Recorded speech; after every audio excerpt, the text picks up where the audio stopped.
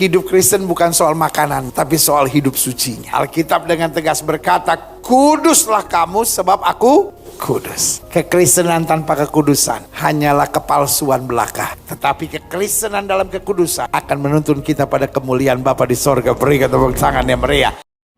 Perkataan dari Pendeta Gilbert lagi. Hidup Kristen bukan soal makanan, tetapi soal hidup suci. Jawabannya dari saya, benar banget Pendeta Gilbert. Hidup Kristen bukan soal makanan, tetapi soal hidup suci.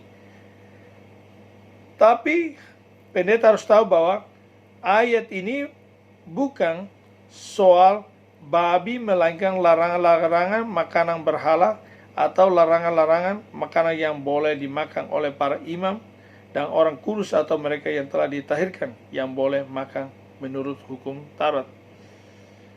Petrus pasal 1 ayat 16 bunyinya, sebab ada tertulis, kuduslah kamu sebab aku kudus. Jadi Allah mengatakan bahwa kita harus kudus karena Allah itu kudus. Dan saya bisa tahu bahwa ayat kutipan dari Petrus ini diambil dari Imamat pasal 11 ayat 44. Jadi di saat dimana Allah mengeluarkan larangan-larangan tentang binatang-binatang haram dan binatang-binatang yang boleh dimakan. Jadi kita harus kudus. Kalau kita memakan sesuatu yang tidak kudus, ya, yaitu binatang-binatang haram, masukkan ke dalam tubuh kita, berarti kita telah menjadi najis. Kita harus hati-hati apa yang kita konsumsi. Ya. Pendeta Gilbert, dengarkanlah dan bertobatlah. Jagalah kesehatanmu, saudaraku. Kata Pendeta Gilbert, kehidupan kekristenan tanpa kekudusan hanyalah kepalsuan belaka. Kata Pendeta Gilbert, betul banget.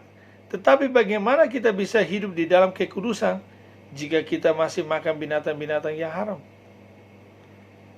Ingat pendeta. Kata Pendeta Gilbert, tetapi kekristenan dalam kekudusan akan menuntun kita pada kemuliaan Bapa di sorga. Amin, Pendeta Gilbert. Jangan mengkonsumsi lagi binatang haram, karena binatang haram tidak termasuk dalam golongan makanan. Karena semua makanan yang boleh dimakan ialah makanan yang telah dikuduskan oleh firman Allah. Kita bisa baca di 1 Timotius, sebab semuanya itu dikuduskan oleh firman Allah dan oleh doa.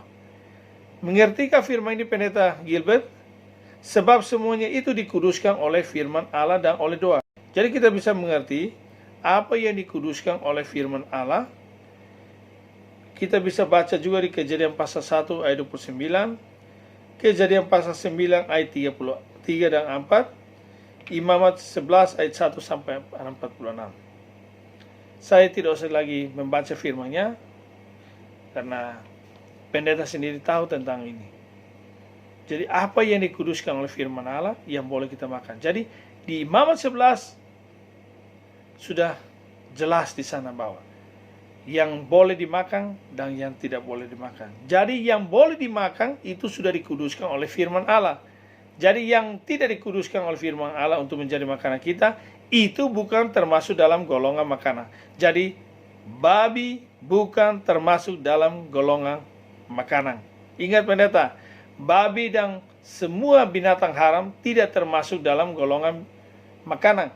Karena di saat itu Allah hanya menguduskan dengan firman-Nya kepada yang boleh dimakan, yaitu binatang yang berkaki 4, yang kukunya berselap panjang dan berbelah, dan juga memamah biak. Itulah boleh dimakan.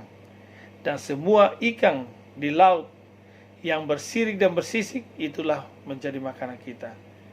Dan burung-burung seperti burung tekukur, burung merpati, dan juga belalang, ya itulah yang boleh dimakan.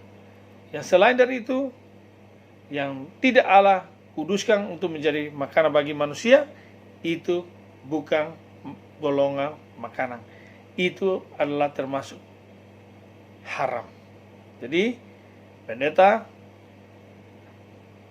banyaklah berdoa, minta pengampunan dari Allah, karena kamu harus jaga kesehatan kamu, karena saya lihat kamu sedang betul-betul sakit dalam.